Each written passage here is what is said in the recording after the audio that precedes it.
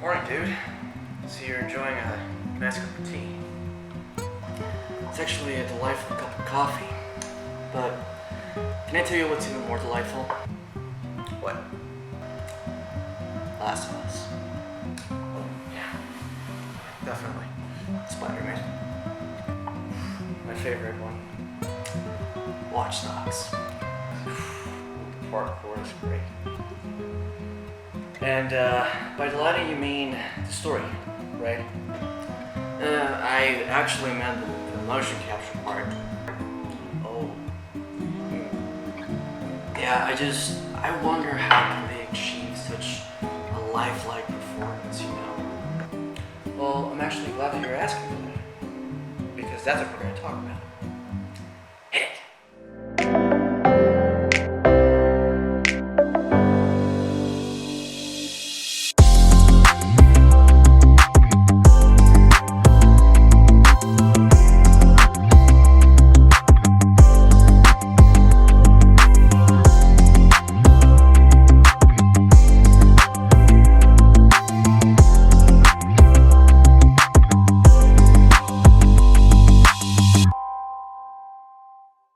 Hey guys, hello!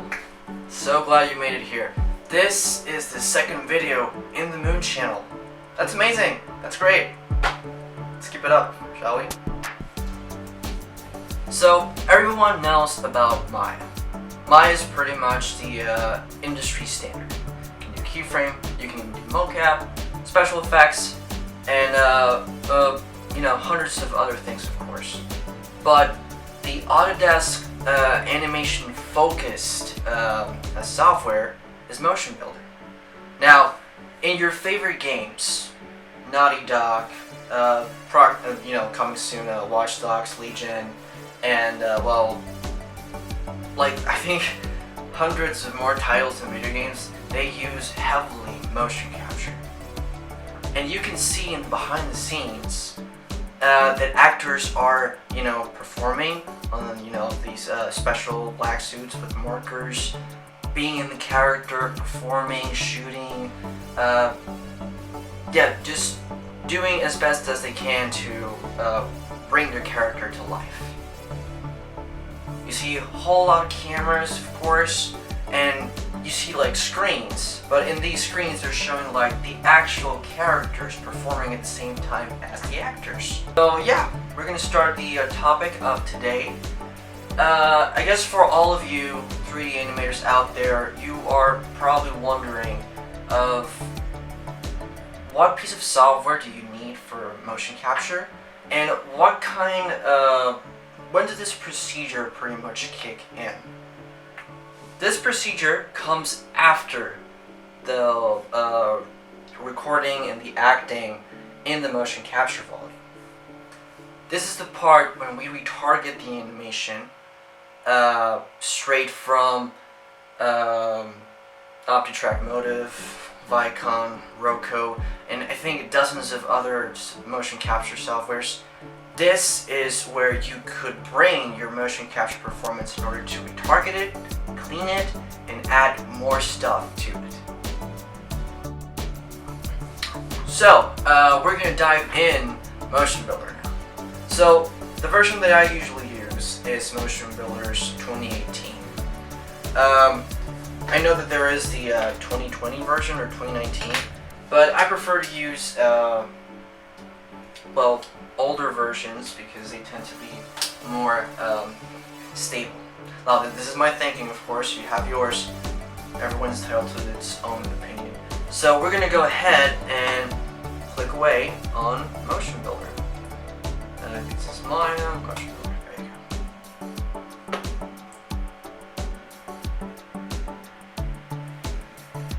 go. So what's gonna happen here? In the meantime, is opening, of course, is that I'm going to explain to you, I think I'm going to explain to you the tools that I usually use on a motion capture scenario. As any other piece of software, it contains hundreds, if not thousands of tools, but I think a good starting point for you guys, all the 3D animators out there who wish or want to get into this motion capture performance, I think I'm going to explain to you as a good starting point the tools that I usually use most often in a production scenario, of course. So you got yourself the Motion Builder user interface. As you can see, everything is a bit different aside from Maya. You got yourself the 3D viewer, you got your character controls, which is kind of like the Human IK in Maya. You got the navigator over here, you got the key controls, animation layers, and resources. Some of these tools might be familiar to you, but the way that it works in Motion Builder is a bit different. When you open Motion Builder, it will have its own controls. But if you are a Maya user, if you are a 3ds Max user, and you wish to go back to the controls that you know so well, there is a way to do that. There's a way to change the Motion Builder controls to Maya controls. And the way to do that is go into Settings, click Interaction Mode, and as you can see, by default, it's going to come you in Motion Builder or Motion Builder Classic.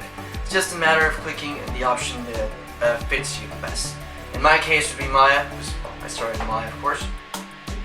Hit OK, and now the controls, Alt, left click, you zoom, Alt, right click, you orbit around, and scroll, of course. It all comes back to normal.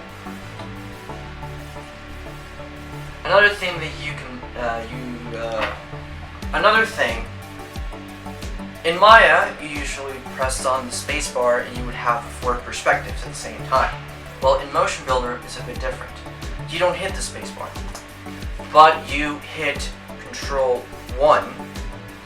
If you hit Control 1, you will have your perspective, your producer perspective. But if I want to have 2, I hit Control 2, 3, Control 3, 4, Control 4. So now you have the producer perspective, the front, the top, and the right. So yeah, a neat trick for all those. And if you want to go back to normal, what you can do is make sure that your cursor is in the perspective that you want. Let's just say producer perspective. I want to go back to normal. I can just hit Control 1. Alright, the next thing that I'm going to show you is how to bring on your 3D character to Motion Builder. There are different ways of doing it, of course. You can go to File, hit on the Open, or on the Merge. The difference between both, again, if you click Open, you will load your character, but a new Motion Builder would be loaded, of course. But we don't want that. I don't want that. I want to add my assets to my files. So instead of hitting Open, I'm just going to hit Merge. And it seems that Motion Builder already has the rig list loaded, so we're going to go ahead and select one of our characters for motion capture. In this case, I hope this character becomes familiar to you. We're going to pick Adam's Unity's Adam Motion Builder. We're going to hit Merge. All these are just properties that you can add to your scene as well. We're going to add everything, of course. Merge. Motion Builder is going to load, and now we have ourselves our character standing on a T-pose. Now, this is the way that we're going to begin. As you can see, the character is standing on a T-pose. You can see the bones, you can see the locators here, but if it's too annoying for you watching all these things, you can hit Control A, the locators are gone, Control A again, and the bones are gone. Now you have yourself your character, of course. I'm going to go back to the normal thing. Okay, so, we're going to go to our first menu of Motion Builder, which is the character controls, or pretty much for you guys who would be familiar, the Human IK. So in Motion Builder, aside from Maya, that you have to map the Human IK character and assign the custom rig. In Motion Builder, you don't have to assign a custom rig. It already has the controls for you to control. The only thing that you need to do, or to make sure, is that your character is properly mapped and defined in your human IK. Alright, now we're going to start with our first menu of Motion Builder, which would be the character controls. Character controls, like in Maya, would be like your human IK. So in Maya, you know that you have to map your character properly in a T-pose, and aside from that, you have to create his control rig or define your own custom rig. In Motion Builder, it's different. You don't have to do that. It has, of course, the definition of the human IK, and it's got the controls for you to, control, of course. The only thing that you need to make sure is that your character is properly in the T-pose and that its skeleton is defined on the human IK, or in Motion Builder would be the character controls. So, next thing would be bringing on the motion capture animation to Motion Builder. Now, be patient. I'm going to explain the other menus around here. I'm going to go ahead and select let's just say an idle animation, of course. I'm going to put this aliquot idle. Now you can go to File and hit Merge again and find your FBX file, or you can just click and drag it like I'm doing it right now. Click, drag, and Motion Builder is going to ask you, should I merge this file? Should I open a new file for this animation? I want to merge it. I want to add this asset to my file. And if I go to the FBX merge, I'm going to have these different options. I will have all takes, I have no animation, I'll have the name of the take, and the options. So what I'm adding is an animation. So I can whether hit on all takes, which is pretty much just one take, or I can hit on I can hit on the name of the take, of course. You can do the same procedure if you want to add more than one character to your scene. Now, what you're seeing here, this is the animation that came from whether it's OptiTrack, Roku, Vicon, and probably a dozen more softwares of motion capture out there. If I hit the play button here down here, our character or our animation will start playing.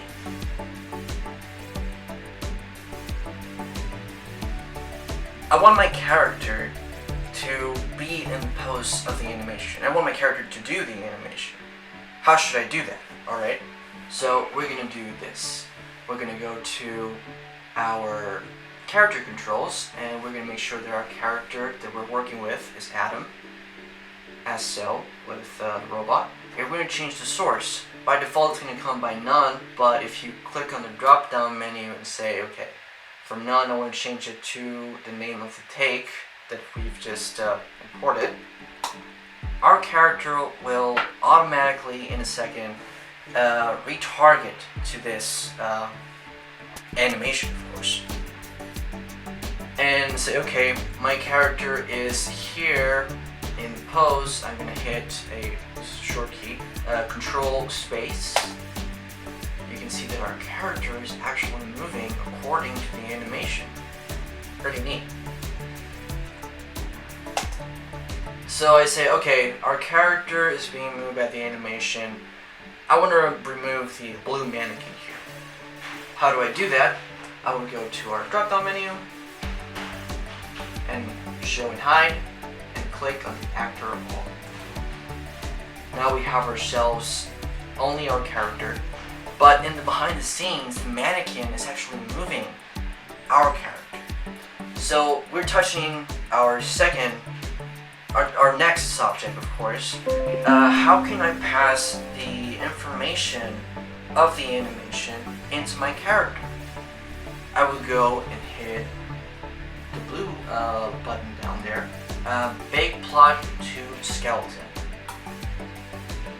Motion Builder is going to load, and pretty much what it's doing is moving all the information of the blue mannequin or of your animation to the skeleton of your character. So at this point, we no longer depend on the FBX or the blue mannequin that was there a few minutes ago. Alright, so at this stage, our character has the animation information in its skeleton, but we want to control that. How do we do that? We're going to go to our character controls. We're going to go to our blue button here, drop down menu, bake plot to control rig. Now, Motion Builder by default is going to ask you what kind of rig do you want? What kind of control rig do you want? Do you want FK and IK, or do you want the IK only? I usually click the FK and IK, so I can have both systems at the same time. And as you can see here, our character is now controllable. We can move anything of our character's body.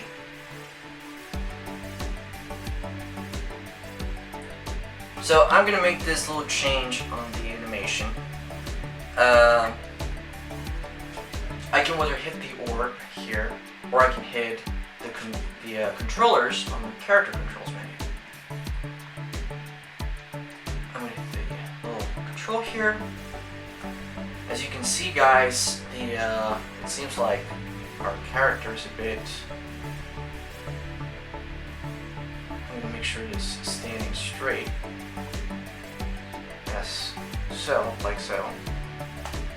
Hit S. Keyframe will be placed, and that little change that I did in my animation will pretty much affect the rest of the performance of your character.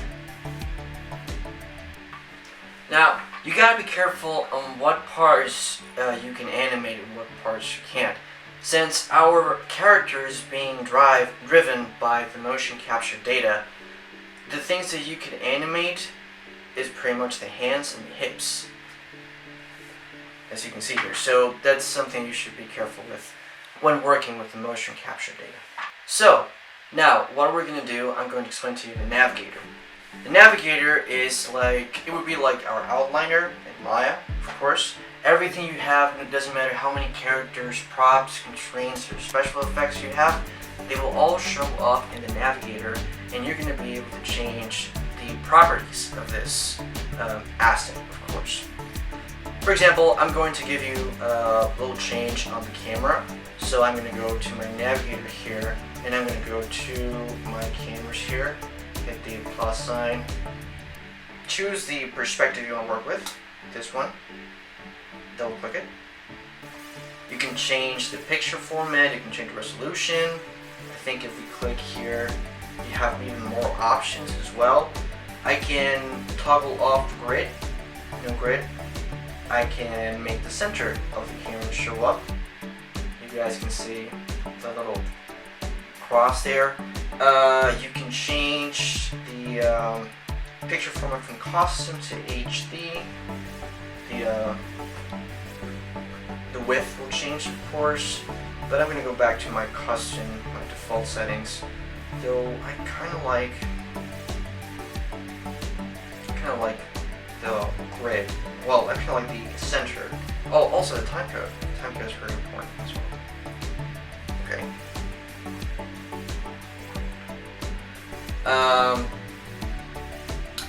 Next thing I'm going to explain to you is the key controls in the animation layers. Again, to place a keyframe in your timeline, you can click the orb and choose the place of the timeline where you're going to place your keyframe. You can hit S like in Maya, or say, okay, maybe I want my character to be a bit ducked down, like this. So I would hit key, the key would create, of course, And I can switch from keyframe to keyframe by clicking these two icons. Now, in the animation layers, to create a new animation layer, the only thing you have to do is pretty much select the orb, or select the control that you want. Let's just say, for example, I want to place my hands in a different animation layer. Once they're selected, I can just hit on the little icon here, new layer, and I'm going to name my layer differently. Hands. Now, this layer will store the customized information that you would like for your hands. Also, another thing that I would like to add, of course, in your animation layer, or on the timeline, you can, of course, select the frame rate that you want in your right side of the screen. You can select from changing to 24 to maybe 60 frames per second. You can see that the timeline automatically changes, of course. I want to go back to 24 layers. You can also zoom in on the timeline pretty much by selecting this icon here, dragging, clicking, dragging, of course.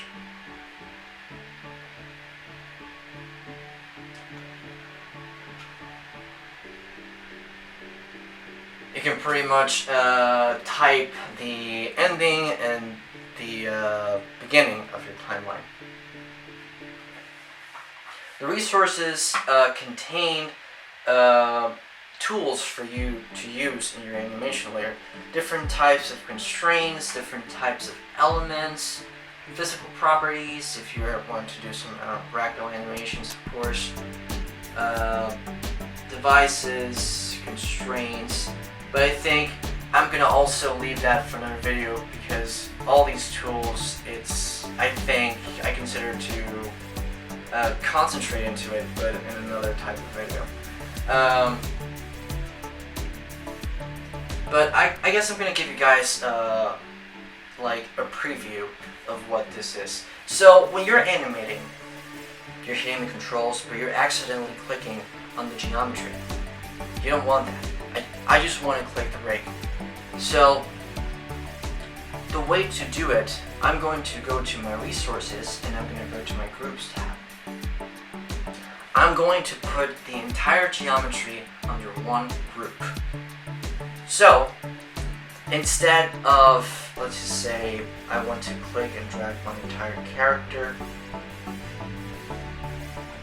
I have selected the entire rig, but I want to select my geometry. So I'm going to go to my navigator, scene, add a group, you got yourself the entire thing here, let's see, select, you see that I have selected everything except for the rig.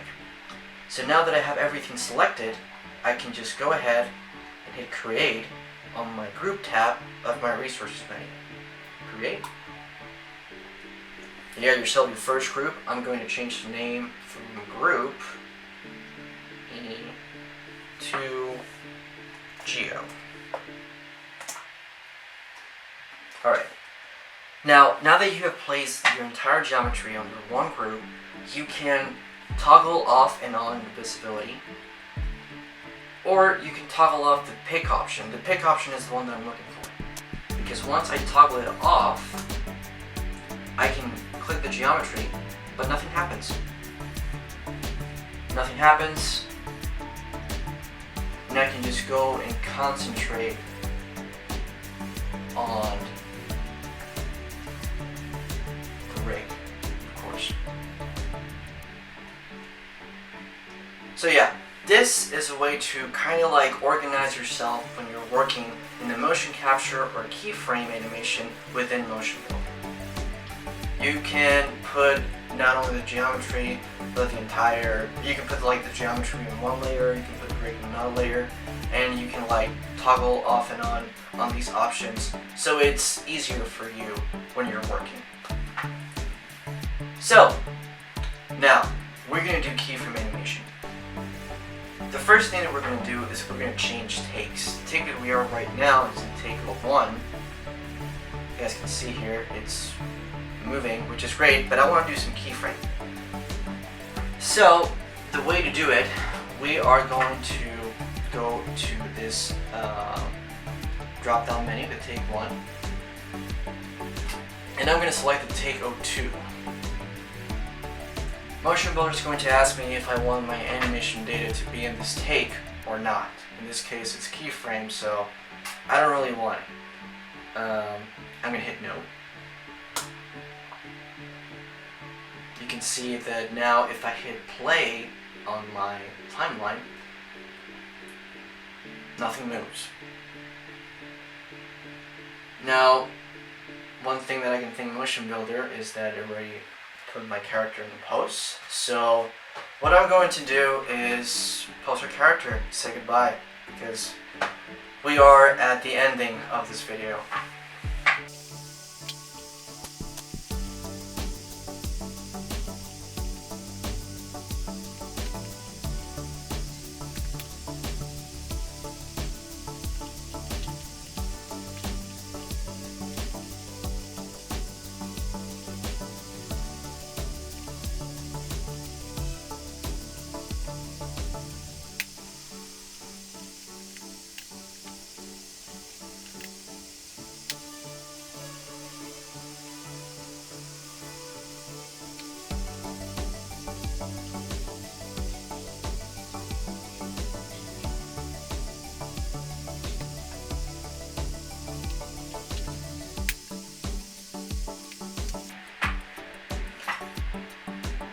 Alright, with that, I hope you guys liked it. I hope you guys found this useful.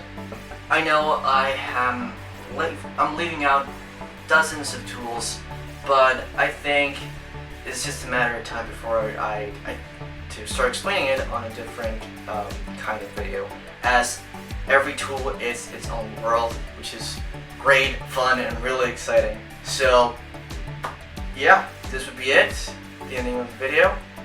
I'll see you guys later until next video, and yeah, take care, have fun, and I'll see you out there.